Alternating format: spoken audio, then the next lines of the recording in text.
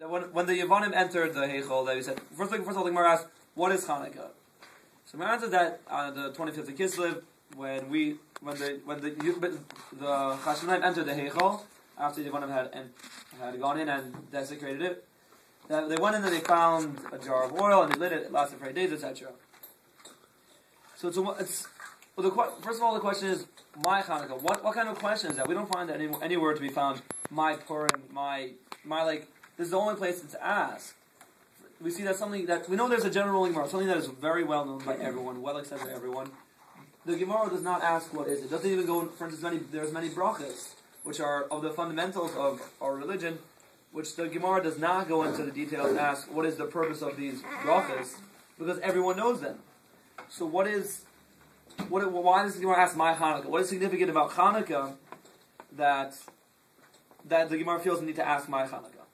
Second question is that we say that when we entered the Heichal, and the Jews entered the Heichal, they found one flask which was sealed by the Kohen Gadol.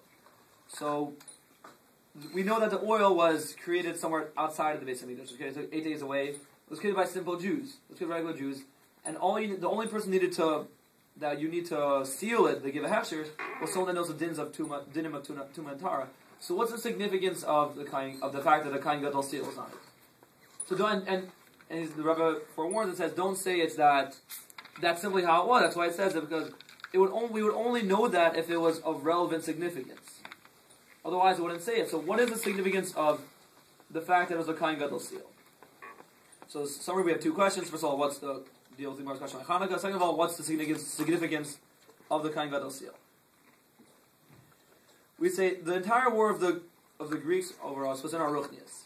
And you don't interpret to say that it means our ruchnis, like we say our seichel is considered ruchnis compared to our midas, because we say midas are considered. Why are midas called gashmis? We say because the midas is what God created the world with.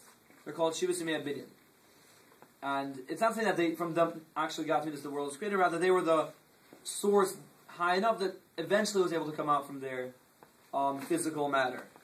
And so compared to this seichel, which cannot be the source of that, is considered ruchnis compared to that gashmis. So don't say that's what the Yevanim were fighting against, because we know very clearly, we always say like every year over and over again that they had no problem with us learning Torah. Their problem was that we were learning God's Torah. That it was something that we weren't learning it for the chachma within it. We were learning it as a religious act.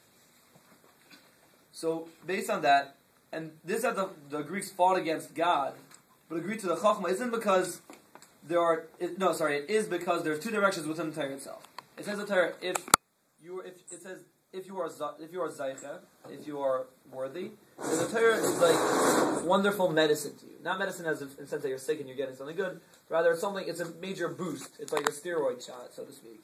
And if you're not zaycha, it's going to be like a poison to you. It can affect you very negatively.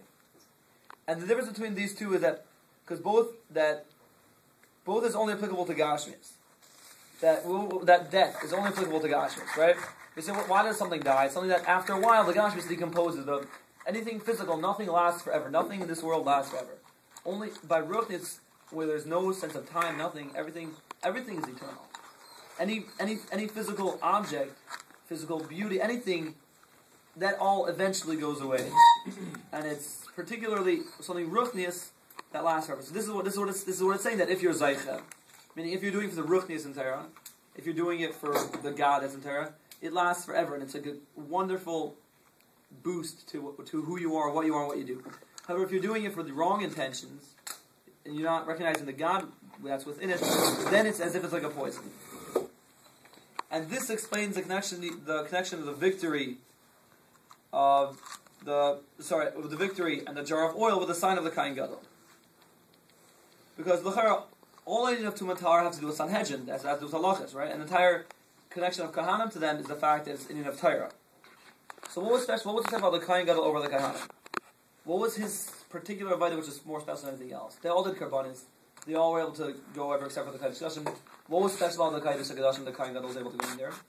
He would go in there and he would do the Indian of Torahs. Within the Kodesh Kodashim there were several things. There was Luchais, there was an Arain, and there was a Mizbeach Hazav, which on there he would burn the Torahs. The Luchais, etc. That's all Indian of Torah. Torahs, we say, is the Indian of. They had the 11 different types of spices, and we know that's the Indian of Tefillah. that we know, and we know tefillah. Both it says tefillah is sulam mutzav aretz. That's a ladder with the feet standing on the ground, and it goes up all the way.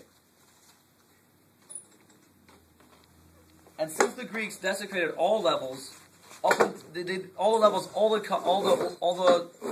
jugs of oil, they were all desecrated except for this one, which is finally Kali Gadol. So what's the Kohen Gadol in? That's in of Keteris, of Tefillah, which that's something that shows on Pneumius. That's a Meshach of the level of Kohen Gadol that usually so why did this case need a Kohen Gadol? Because usually when the Greeks can't get into the Heichel or into Yerushalayim, therefore it's enough to usually have a regular sign, a seal like an OU of the Kohen. However, now that the Greeks got all the way into like the Heichel and Yerushalayim, they totally took over. We need the special Avshacha from the level of Yechida. And this explains the question of my Chanukah. So that explained what's the significance of the Kohen Gadol. That he does the Indian of Keteris. Keteris goes all the way down to that. It shows because we know one of the Keteris was something which is not good smell, right? And nonetheless, there's like good and there's bad. There's 10 good smells. There's one of them which is not of a good smell, but nonetheless it's still in there. Why? Because we show that we're taking the vat and elevating it. It shows in order to refine it, you have to reach its exit. Why do you say that that's in connection with Yechida?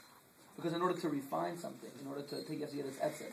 And we say tefillah, we say this is connected to tefillah. It's right, and tefillah is considered a ladder which goes down from the bottom all the way to the top. Right? I would say the whole entire Indian of Chanukah is a Mesiras Nefesh of the Chashmonayim. That their Mesiras Nefesh we know when you're giving up your life for something, that can only come from Yechida because it's higher than rationale. It doesn't make sense to die for a religion. Meaning, okay, I get it, but why the Keteris can say that? Because the Kohen Gadol, his Indian was in the Kodesh HaKadoshim, which the Kodesh HaKadoshim was Pneumius, right? And something okay.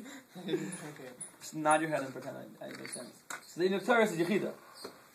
Okay. Right. And so that's the connection of why Daphne had a Kohen Gadol, because once the Greeks penetrated all the way down to the Heichel of Yerushalayim, we could not have a regular Kohen. We needed to draw down the Hamshach of Kohen Gadol, which that is of Yechida. Alright. And this also explains the question of my Chanukah.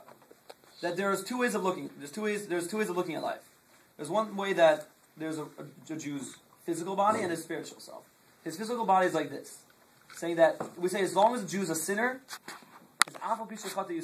even though he sins, he's still a Jew. And also, no one is pushed away. So as long as you're alive, you can always do tshuva. You have that ability to return to God. God is willing to accept you back for who you are. So that's one argument why your physical body is very, very, very special.